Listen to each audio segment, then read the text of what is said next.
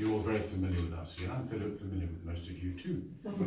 And we're sitting in what we usually call the Garden Gallery, and it is the intimate space in the gallery. And it's where we like to put on, obviously, smaller exhibitions, a smaller scale work.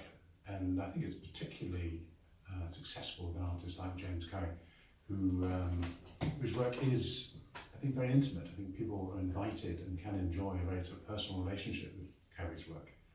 Like perhaps all work made in the last century, can bring some of your own ideas to it. It's not necessarily giving itself up easily. It requires some input from the viewer. You can create your own ideas and stories around his imagery. But it's certainly work that rewards contemplation. And what we'll try and do this evening is look at a few particular pictures and try and drill down a little bit into what might be going on, what might have been in the artist's mind.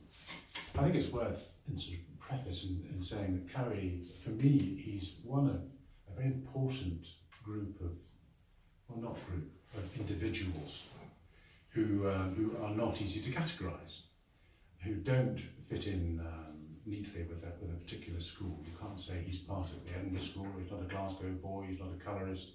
Lots of things that he isn't. And I think the fact of his existence, the fact that he is so familiar to us, that he is an important figure in Scottish painting, actually speaks well to the idea that we are not a kind of one-trick pony as a kind of cultural place, that there's all sorts of interesting, cussed, determined, outside figures make just as important a contribution as those that, in a sense, are happy to have their work understood in a school. But I think for Cowie himself, he was perhaps ambivalent, conflicted about not being part of a school. I think he identified himself, as an outsider, and had very strong, he was extremely opinionated, and had very strong views about all sorts of things, but in particular about the history of art, and he was an adherent really to pre-Raphaelitism, and some of his methods certainly he learned from earlier Renaissance painting, the idea of drawing being of paramount importance, and something that had to happen before you could possibly paint, and in some instances squaring up drawings so you could translate your ideas from drawing to painting with greater verisimilitude. So how did this come about? What were his roots? How did he come to Scottish painting?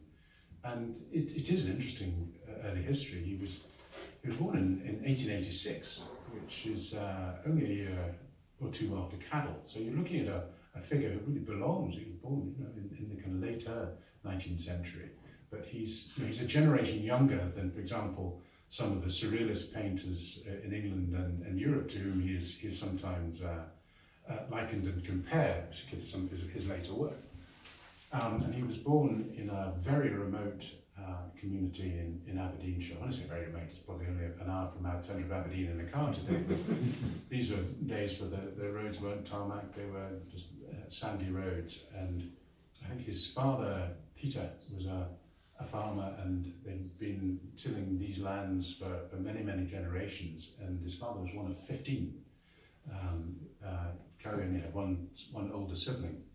And it was a household, and I think he always said that he regarded his father as the brightest man he'd ever known. It was a household in which obviously the rhythms of the country life and of farming dominated, and school holidays were sort of built around what was needed to be done, and so on and so forth. He walked to school a mile or so away. I think in the local church, there were again different spellings of the surname going back to the sort of 16th century. So this was a family deeply rooted in the countryside. And in fact, that's important to remember when you look at much of the later work, because elements of that Aberdeenshire landscape keep recurring. Those sort of greyish skies, the high horizons, the low buildings. I think the house in which his father was brought up with his 14 siblings was a long, low thatched building. In fact, they'd moved in the 1870s into a newer cottage. And when Cordelia Oliver wrote her very good book on Cowie in the early 1980s, she had the resource of a younger niece who used to visit the house all the time and knew Cowie very well and was somewhat in awe of him, but she remembered bookcases full of books, and Cowie was consumed literature as and when he could. And in fact, I think his parents rather approved, as a Presbyterian way of him improving himself, and he actually attended Aberdeen University to study English literature. But he only lasted for a couple of years because he may have been a great reader, but the analysis of literature was not really what interested him ultimately. He was someone interested in images, in making images. And he met an art teacher there who encouraged him, and he went on to study art, but did not get any qualifications. When at the age of around about 18 or 20, he went to Fraserburgh as an unqualified art teacher. Obviously there wasn't any great demand for qualifications for that particular post, and he was there for a couple of years. This brings, and I think he continued to live a very frugal, contained life, and probably saved up a very modest salary, so that in 1912 he took himself down. It's worth saying, I'm afraid, that his parents, although they were supportive and a loving family, they were deeply disappointed that he'd abandoned English in favour of art. This was a major step down as far as they were concerned. So he took himself off to Glasgow in 1912, and he went to see Fra Newbery, who was the sort of patriarchal senior, rather inspirational figure at Glasgow School of Art in the Edwardian era, and someone who I think had by 1912 made the School of Art a centre of excellence and somewhere where different kinds of art could be nurtured. And obviously we know that Charles Ray Mackintosh and the Glasgow Boys in a sense were alumni, and their presence was sort of important. But you had that group around building their careers around sort of Art Nouveau and architecture and design and so on and so forth. So these were many of the things that were going on were important in Glasgow under the kind of encouragement of Fra Newbery. And there was another tutor called Maurice Griffenhagen, who was known as Grief to his Glasgow students, who was another quite successful European painter who'd been brought by Newbery, so that it wasn't just the same old. It wasn't just the graduating students were brought back in to teach. The thing became the exciting mix. Cowie pitched the idea to Newbery that he would finish his 3-year diploma in 2 years, because he only thought he had funds to support himself in 2 years. Looking at the portfolio, Newbery agreed that he thought he might be able to do that, and indeed he did. So that took him up to the First World War, and just before the war, he living in Glasgow, but he applied for and got the job as the art teacher at Bells Hill Academy in Lanarkshire, which was only 10 or 12 miles away. So he always stayed in Glasgow when he was teaching at Bells Hill. And then, of course, the war came along.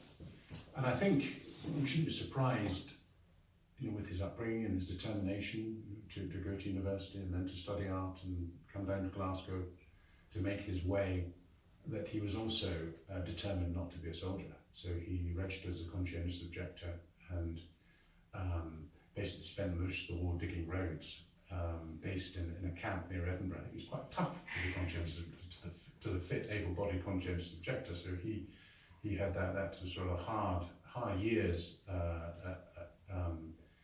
as I say, sort of working on the land and into light engineering. End of that, he went back to Bells Hill, take up his position again, and this marks the most important period, if you like, of his artistic production. And we can say something about how he felt about being a teacher. But he was at Bells Hill Academy from all the war years, from 1918 until 1935. And it was here that he produced his 4 or 5 extraordinary classroom paintings, for which he's best known. I think these paintings, so for a lot of people, can define him. He went on to do some other monumental and important, significant work. For example, when he was at hospital field, we'll come to that a little later. But certainly these works, what the book designers for kind of Faber paperbacks would do without Cowie, these Cowie paintings to draw upon, because they are They are extraordinary and haunting and enigmatic. And their very enigmatic quality is what lends them, I think, what makes them literary, so that they could be the cover of quite different sort of books, but they would invite interesting ideas about what they might be about. Where are they? They're here and there, Aberdeen, Scottish National Gallery of Modern Art, and so on. I would recommend everybody who doesn't use it to use the Art UK, and you probably can't really see that on Benedict, but that's a later picture that we can. I'll scroll down and see if we've got. I think should have images of some of these extraordinary paintings. Well, in fact, it's easier to hold one or two up when we get them. Now, first of all, I'll read. Sandy McCall-Smith, he's a big Cowie fan, and we did a show a few years ago, and he wrote a nice paragraph as a forward for us. And I'll read a little bit of that. His work is quiet and gentle. There is nothing here of the vigour and brightness of the colourists. There is nothing here of the challenge or surprise that one might find in contemporary conceptual art. This is lovely reflected drawing and painting. This is a marvellous window into restrained and cautious Scotland, a Scotland that is still there, and the echoes of which might still be heard in that part of the country that gave us this modest, conscientious artist. So I've said it for Sandy, and I think there's a lot of strong elements of sort of poetic truth in those words, that he's sort of come out of something traditional and to do with kind of honesty and people, and that certainly is in that work. The first of these extraordinary Bells-Hill paintings is that one of two girls, which I think is 1921, 1922, that sort of time. And I'll hold it up for you to see. Get it? Yes, so that's sort of the. And you have two-figure compositions, and he eventually tackled larger numbers of figures, but a number of them are these two-figure compositions. And he's got the birds on the wire outside. And then a few years later, there's this perhaps even better known picture, which I think is, again, an extraordinary image. And then you've got the kind of the falling leaves outside. And we'll look at the pictures in this exhibition perhaps a little bit later, but the wash drawing there, the first one that you come into the room, is a sort of enigmatic still life with a book with Millet's Autumn Leaves, and it's the same subject really, that idea of the passage of time and the turning of the clock, and how we will all get older. So that's there. But the extraordinary thing about this picture, and we, because we're so used to looking at contemporary art and so used to some of those precepts of modernism where anything is allowable, but obviously in this picture he has placed, quite, in a sense incongruously, the figure of Dawn from Michelangelo's Medici tomb. And throughout his painting life, and perhaps increasingly, particularly when he moves to hospital field, he uses classical sculpture as sort of a motif or a prop, but sometimes just to sort of lend a sort of disquiet to his composition. I think that's one of the earliest example where that figure is there. The last picture that was finished amongst this extraordinary group of works that he made in Lanarkshire before he took up the position at Hospital Field, is this one, which again is a sort of very well known image, and again in this you have the Discobolus, which is sort of probably occurs in most art rooms. There's one of those gathering dust in the back somewhere. So it's a sort of familiar room that speaks to that idea of the art room. But they're mainly the girls that he paints, and that is interesting. and he probably couldn't get away with it today. He wouldn't be allowed to concentrate on painting teenage girls as a painter. But funny enough, Cordelia Oliver, who wrote this book, she wrote, I thought, quite a... she wrote extremely eloquently. I mean, I think she's an extremely good writer, rather than underrated writer. And she commented, and she says, I've always felt that in these 4 paintings, talk about the Bells Hill paintings, Cowie succeeded in touching something very significant about adolescent girlhood, at least as things were in those far-off days, before the swinging 60s and teenage affluence brought full recognition of adolescent sexuality. It seems to me that Cowie laid a sure finger, metaphorically speaking, on the mixture of timidity and eagerness for experience, pulsating a soft, vulnerable core inside the ugly, uniform shell. I think it's a beautiful way of putting it. And certainly that kind of, he doesn't, he in no way underplays the ugliness of the uniforms. You know, they're sort of fantastic. Some of you maybe remember your own school uniforms and see a sort of familiarity there. And that sort of, you know, the 2 girls here, and the girl in the, you know, with the red, it's a very beautiful colour, maybe a gym stuff she's wearing on top, but this sort of long collar here. It's that the kind of very ordinary costume of school, which is a beautiful counterpoint to the contemplative faces, just in their very ordinary attire that I think lends a great deal of the charm to these works. So there was tragedy in his life, and he married, I think, just when he started his job, which is what young men used to do. But unfortunately, his first wife developed tuberculosis and died so 5 years later. They already had a daughter, Ruth Cowie, who I'm pleased to say is still alive. She's a prodigious age and a very bright and amusing woman, lived in London. Quite a few of these pictures are from the kind of family collection. They've come from the estate. He remarried a few years later, and I think and had another daughter called Barbara. And I think that the dynamic between the 2 daughters and the stepmother was difficult, to say the least.